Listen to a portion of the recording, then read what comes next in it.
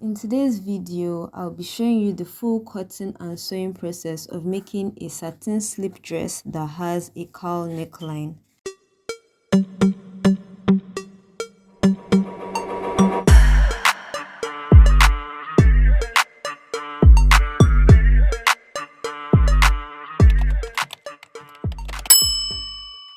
Right here we have the bust line, the waistline, the hip line, and over here is the hem.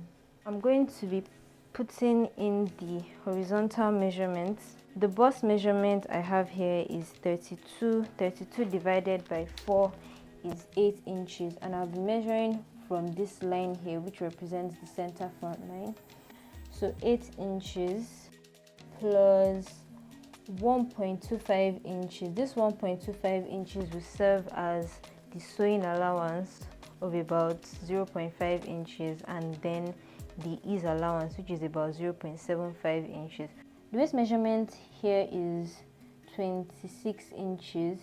26 divided by 4 is 6.5 plus 1.25 is 7.75 right there. The hip measurement is 36. 36 divided by 4 is 9 inches. And then we're going to add the 1.25 allowance. And then the measurements we have here is 10.25. I'm going to take that same measurement here at the hem. Now I'm going to join this point together with a line. At this point at the waistline, I'm going to just use my curve to curve it out a little bit. From this bust line, I'll be going up by 5 inches, which is going to serve as the neckline. At this neckline point, I'm going to be marking out a measurement. This measurement is known as the across front. I call it the across front. The across front measurement is just a measurement taken from one side of the armhole. For example, from your left armhole line to your right armhole line in front across the chest. The across front measurement I have here is 12.5. 12.5 divided by 2 is 6.25, and add an allowance of 1.5 inches to this measurement I have here. Then I'm going to just connect this directly to the bust measurement I have. Now that I look at it, I think I want my neckline to be a bit deeper than this. So instead of coming up from the bust as I did by 5 inches, I'm going to come up from the bust by 4 inches. This is the new neckline. And I'm going to take the same measurement I took the across front, which is 6.25 plus 1.5 inches. The measurement I have between the new neckline and the bust is the measurement I'll be taking from the new neckline upwards. I have a measurement of 4 inches between the new neckline and the bust, and I'm going to be taking this measurement from the new neckline upwards. This is 4 inches. And I'll be marking this line out with a broken line. Then I'm going to measure what I have at the bust. This is about 9.5 inches. I'm going to take that same measurement on this broken line and then connect this point to the new neckline. On this broken line, I'm going to measure what I have, 9.5 inches, subtract half an inch to give me 9 inches, and I'm going to measure this 9 inches at the top line of this paper. Then I'm going to connect these points like this. Remember, we're no longer using this neckline here. This is the front pattern. The top of the back pattern is going to be on this bust line. That is the center back. So I'm going to mark out the horizontal measurement again, divided by 4. Bust 32 divided by 4 is 8, plus 1.25, waist 26 divided by 4 is 6.5 plus 1.25. Hip divided by 4 is 9 plus sewing allowance of 1.25, and then the same thing at the hip measurement on the hem. Now I'm going to also connect these points. In this pattern, the dress is not going to have a zipper at the center back. That is why I did not add the zip allowance. But if you want yours to have a zipper, then you can add a zip allowance right here at the center back. Now I will be calculating the strap length. Remember, this is the top of the paper from which I took my length measurement. So for the front pattern, I'll be measuring from the top of the paper to where my neckline is, and I have about 6 inches. So at the front we have 6 inches, and then I'll be subtracting 1.5 inches from this front measurement. 1.5 inches here just accounts for the shoulder slant, and that is 4.5. Now at the back, I'll be measuring from the top of my paper to where the back starts, and it starts at the bust line. So I have 10 inches here, and I will be subtracting 3 inches from the back strap measurement, and this will give me 7 inches. So by the time I add this 4 inches with this 7 inches, I have a strap length of 11.5 inches. So when I'm cutting on fabric, I will add a sewing allowance of 1 inch to this strap length. That 1 inch is going to serve as the 0.5 inch allowance I will use to join the strap to the front of the dress, and 0.5 inch allowance I will use to join it to the back of the dress. So I'm just going to cut out the pattern and then cut on my fabric.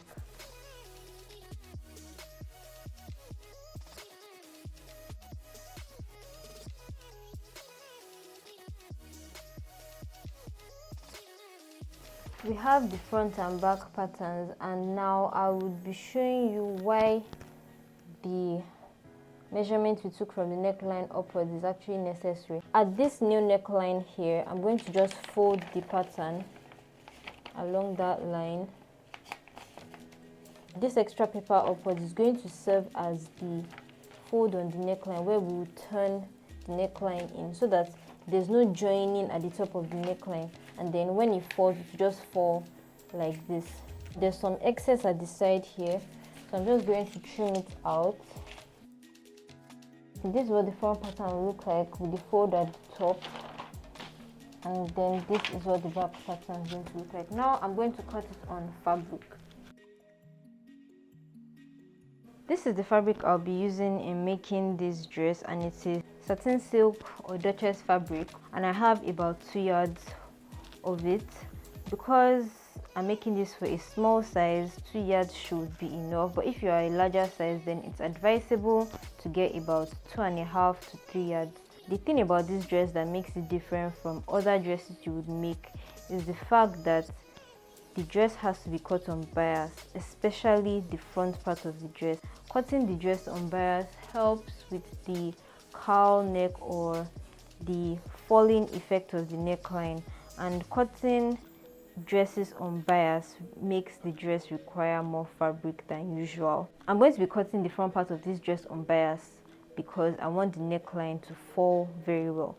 I could choose to cut the back pattern of the dress on bias as well, but it's not exactly necessary. If you'll be cutting the back on bias, then it's likely you would need even more material. In order to place the fabric on bias, I'm going to be taking this horizontal finish edge of the fabric and connecting it or folding it so that it's in contact with this vertical end of the fabric. So I'm taking this edge and folding it to connect with the vertical edge like that.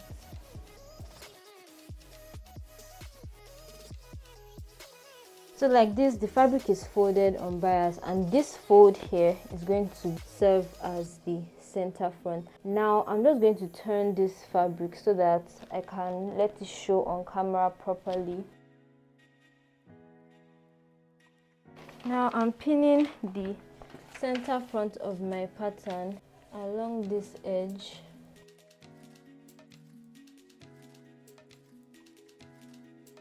I added a 0.5 inch allowance that I'll be using to sew on the raw edges of the armhole. So this is the front pattern. Now I'll be cutting the back pattern.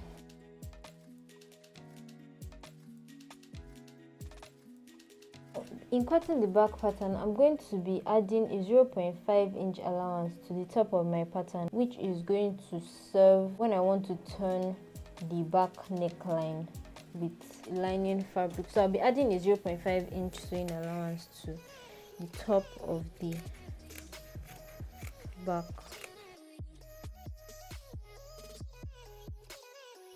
Now I'm going to be cutting a strip of fabric that I'll be using to turn the back neckline. Here is some leftover piece of paper that I used in drafting the main pattern. Now I'm just going to draw out the lining for the back. I want it to be 2 inches wide, so it's 2 inches wide, and then at the lower edge is about 8.75 inches long, and at the top edge is about 9.25 inches long. So this is what we have, and I'm going to call it back lining.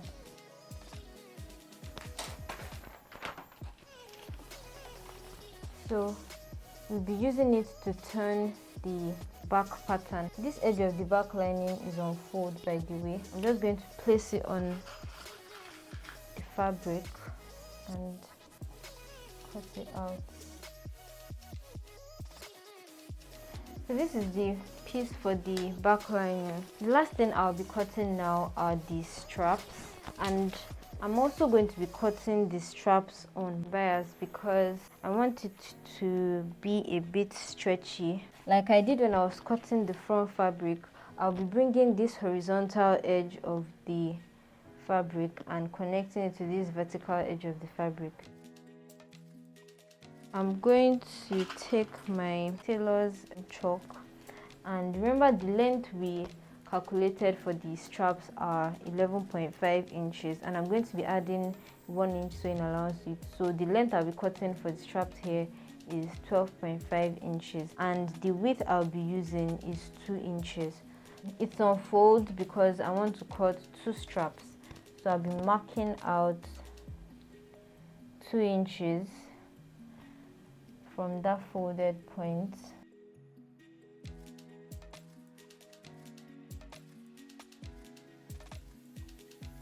Here is the front, the straps, the back lining, and the back pattern.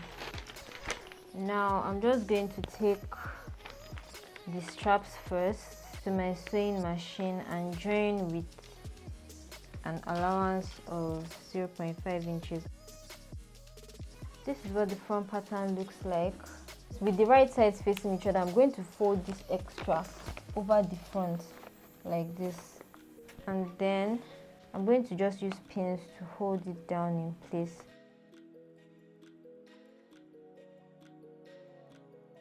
I'm going to make notches at this top of the pattern like that, just to show you where the straps are going to go in.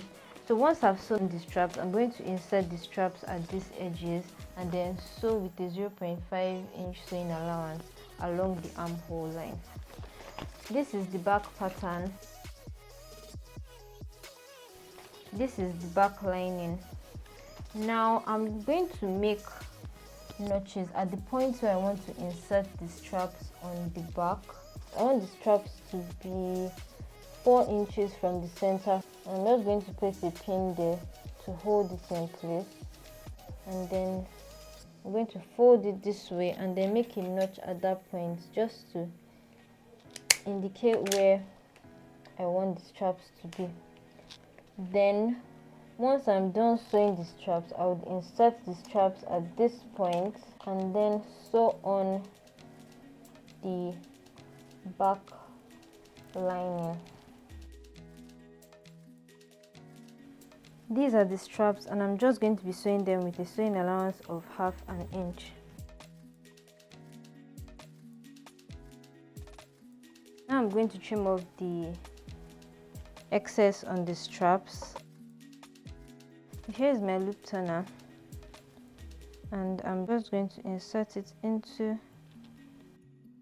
the strap and use it to turn the straps inside out.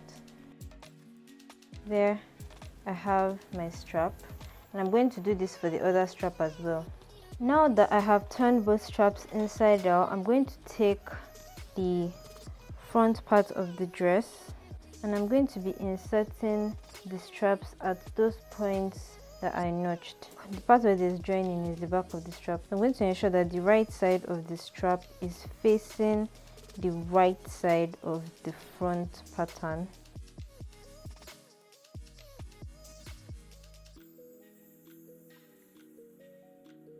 And then I'm going to be sewing along the armhole with a sewing allowance of 0.5 inches.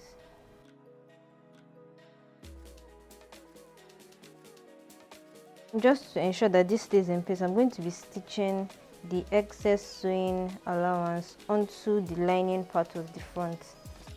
After top stitching, I ironed the armhole of the front off camera, and then right now I'm inserting the straps onto the back piece of the fabric at the points where I made the notches. I'm also ensuring that the right side of the strap is facing the right side of the back fabric and making sure that the straps are not twisted in the process.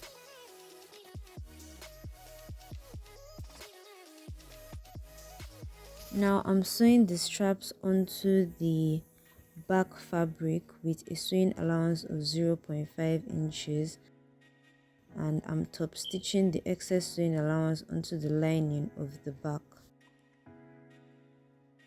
So I took the dress to the weaving machine and weaved all the raw edges, including the lining of the back and the lining of the front, and also the sides of the dress. Now I'm going to be joining the side seams with a sewing allowance of 0.5 inches like I mentioned when I was drafting the pattern. Then I'll also be sewing the lower edge or the hem of the dress. After fitting the dress, I found out that it was quite loose, so I had to take in some extra allowances at the side to get a better fit. This is the outcome of the dress, and I enjoyed every part of making it because it took just about 2 hours to make. I love the color, I love the fit, and I would definitely be recreating this dress in other colors. But what I would do differently is I think I would add a zipper to the back so that it can have a better fit at the waist and can give that entire cinched appearance. If this video was useful to you, give it a thumbs up, leave a comment, share and subscribe to the channel. Bye.